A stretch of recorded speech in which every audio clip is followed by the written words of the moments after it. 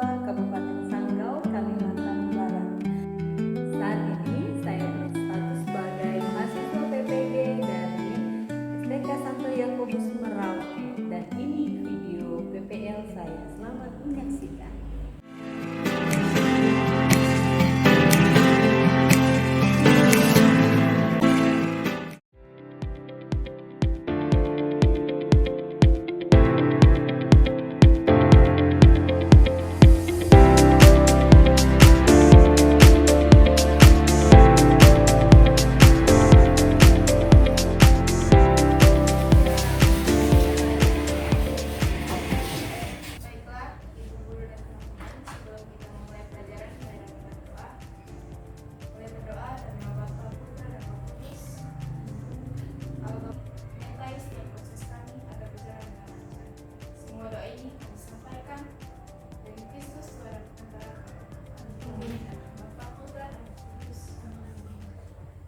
Beri salam. Selamat siang, Bu.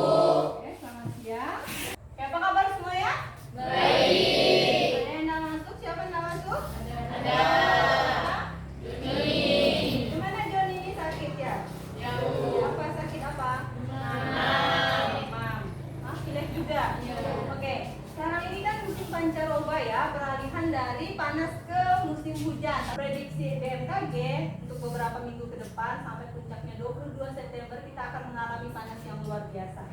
Maka dari itu banyak-banyak minum air putih, kurangi aktivitas di luar karena situasi macam ini membuat kita rentan sakit. Sekarang udah jam 1 lewat, saya harap kalian tetap semangat. Oke, ada yang masih ingat materi minggu lalu apa? Masih. Apa? Suara hati. Suara hati ya. Hari ini kita akan membahas materi tentang bagaimana kita menerapkan suara hati itu dalam materi bersikap kritis terhadap media massa. Oke, bisa dilihat semua? Bisa. Oke, sekarang kita lihat. Apa yang dimaksud dengan media massa atau media sosial? Pernah dengar? Pernah. Media itu kira-kira artinya apa?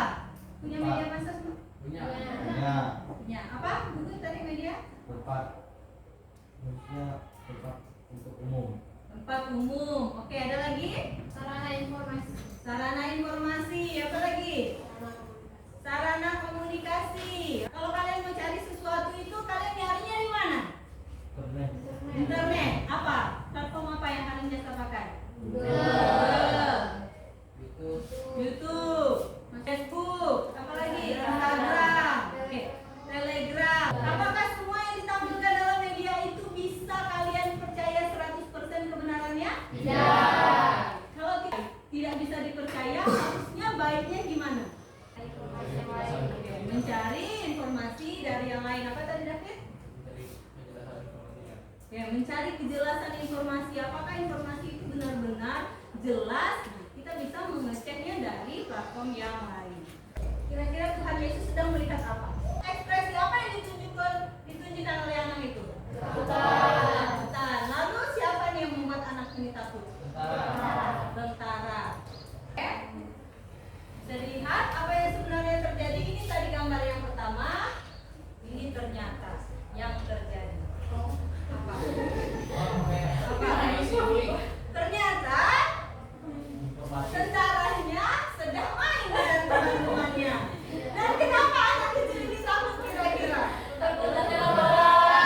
Dia takut kena bola. Seperti itulah kira-kira tujuan pembelajaran kita hari ini. Yang pertama, kalian bisa menjelaskan pengertian media itu apa. Menyebutkan contoh-contoh sikap kritis terhadap media. Gimana kita bersikap kritis terhadap media. Lalu menjelaskan dampak positif dan negatif dari media massa. Ada tidak dampaknya? Positifnya ada enggak? Negatifnya ada enggak? Dari foto-foto tadi mungkin kalian sudah bisa menebak ada dampak positif dan negatif. Nah, lalu kita bisa sama-sama merumuskan pesan dari Markus bab 2, Injil Markus bab 2 ayat 23 sampai 38 dalam kaitannya dengan sikap kritis Yesus terhadap media massa yang berkembang pada zamannya, yaitu hukum Taurat. Saya mau ajak kalian nonton dulu. Ayah bunda, remaja rentan sekali menjadi penyebar berita sensasional di media sosial. karena mereka cenderung mudah emosional dan tanpa sadar turut menyebarkan hoax.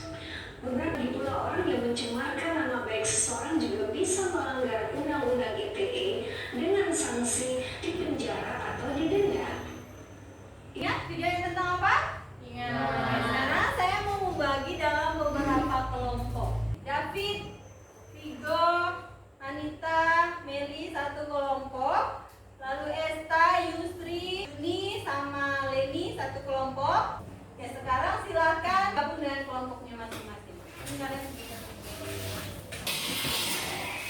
kalian diskusikan berdasarkan video tadi, lalu kemudian di sini saya cantumkan satu artikel. Artikel pertama itu tentang Injil Markus bab 2 ayat 23 sampai 28. Nanti silakan dibaca. Nanti ada panduan bagaimana kalian mendalami materi itu.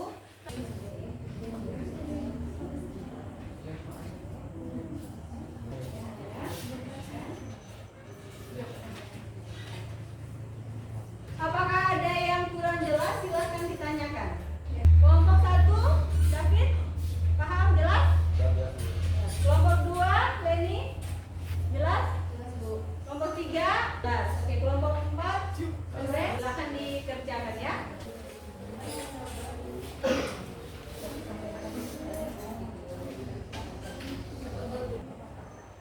Oke, nomor 1 itu apa yang kalian dapatkan dari video tersebut ya?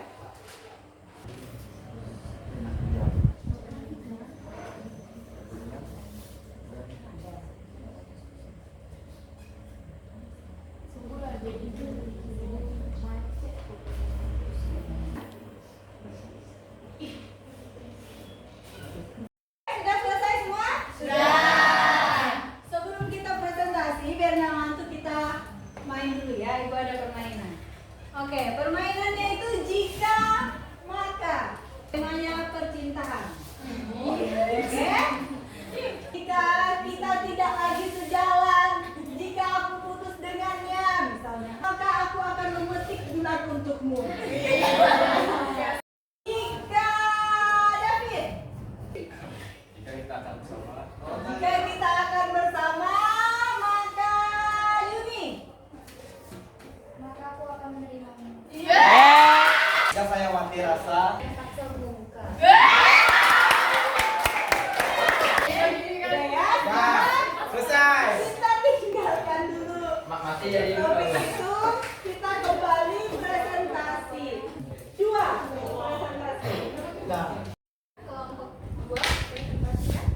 Baiklah teman-teman, kami akan mempresentasikan hasil diskusi kami, dan yang akan menjelaskan adalah rekan kami yaitu Yuni. Seorang yang memikirkan temannya karena rasa iri dan hamil, lalu menyebarkannya di media sosial dan membuat korban menjadi trauma dan depresi. Dia membutuhkan waktu lama untuk kembali di sekolah. Remaja sehingga rentan terhadap penyebaran hoax. Berpikir kritis terhadap suatu informasi dan asal ikut menyebarkan berita yang didapatkannya dan tidak sadar bahwa berita yang didapatnya adalah hoax. Yang ketiga, apa dampak dari penyebaran berita hoax bagi pelaku dan korban? Bagi pelaku melanggar undang-undang ITE sehingga mendapatkan sanksi dan hukuman. Bagi korban mengalami depresi, trauma, dan rasa malu karena berita hoax tersebut. Bagi kaum muda, mengendalikan diri dan menjaga ketertiban bermedia sosial serta memahami secara lebih mendalam apa yang mereka lihat, dengar, dan baca. Bagi orang tua, menyadari kewajiban mereka dan menjaga dengan sungguh-sungguh supaya tayangan, terbitan, tercetak, dan lain sebagainya yang bertentangan dengan iman serta tata susila jangan sampai memasuki ambang pintu rumah tangga dan jangan sampai anak-anak menjumpainya di luar lingkup keluarga. Demikian presentasi dari kelompok kami. Jika ada teman-teman dari kelompok lain yang ingin bertanya, kami persilakan. Saya akan bertanya kepada kelompok kalian. Menurut pandangan kelompok kalian, bagaimana jika kalian yang menjadi korban penyebaran berita hoax? Kalau kalian yang jadi korbannya, apa yang kalian lakukan? Korban berita hoax. Bagaimana kalian menanggapi situasi itu? Jika seandainya kami yang menjadi korbannya, maka kami akan membuat pernyataan bahwa itu hoax. Ikut menyebarluaskannya juga seperti yang dilakukan oleh pelaku. Sudah jelas? Jadi mereka menjawab bahwa mereka akan membuat pernyataan bahwa berita itu adalah berita yang tidak benar atau hoax dan meminta untuk berhenti menyebarkan berita tersebut. Mungkin ada lagi yang kelompok lain yang mau menjawab? Menyangka gitu. Menyangga. Baiklah, saya ingin menyampaikan sedikit. Jadi bagaimana jika orang lain tidak percaya? Jika mereka masih tidak percaya, maka kami akan melaporkan mereka ke pihak yang berwenang. Kami akan menunjukkan bukti bahwa kami tidak melakukan hal yang salah. Oke, gimana Andre? Sudah Bu, sudah jelas. Sudah cukup jelas. Terima kasih atas perhatiannya. Jika ada jawaban dan kata-kata kami yang salah dan kurang berkenan, mohon dimaafkan. Ya, selamat siang teman-teman. Ya. Kami dari kelompok 4 akan mempresentasikan hasil kerja kami yang dibacakan oleh Kristiani Aula. Informasi yang kami dapatkan yaitu tentang penyebaran informasi palsu atau hoax yang mendasari kaum remaja sehingga rentan terhadap penyebaran hoax, yaitu mudah terpengaruh dengan berita yang tersebar dan tidak berpikir kritis. Dampak dari penyebaran berita hoax bagi pelaku dan korban, yaitu bagi pelaku denda dan pelanggaran Undang-Undang ITE. Bagi korban mengalami trauma sehingga depresi. Upaya yang dapat dilakukan untuk menjangkau hoax.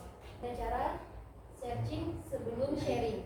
Ya, hendaklah kita menghindari apa saja yang bagi diri kita sendiri menyebabkan atau kemungkinan timbulnya kerugian rohani.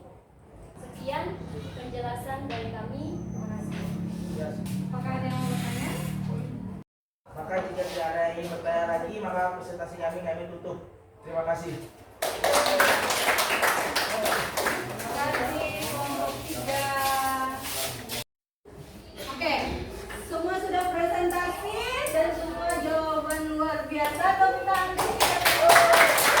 sebelum kita membuat kesimpulan, kira-kira apa? Adakah yang ingin kalian tanyakan tentang materi hari ini?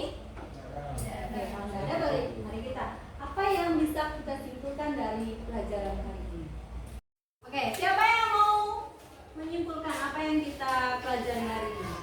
Ready? Dari pelajaran hari ini kita dapat menunjukkan bahwa di setiap informasi di media informasi yang itu kita harus tetap dan selalu berpikir kritis. Oke, baik sekali. Oke, siapa lagi yang mau mengungkapkan pendapatnya, kesimpulan yang kita peroleh? Oke, silakan Nina. Mungkin kita sebagai siswa ya lebih teliti, lebih menelaah untuk memilih dan memilah berita. Teliti, memilih dan memilah berita yang beredar yang kita lihat di media-media sosial. Oke, benar? Oke, selanjutnya siapa lagi? Yang cowok mungkin. Saya Bu. Oke, silakan. Jadi kesimpulannya seperti ini. Contohnya seperti Yesus, mungkin kita bisa berpikir kritis terhadap informasi yang beredar.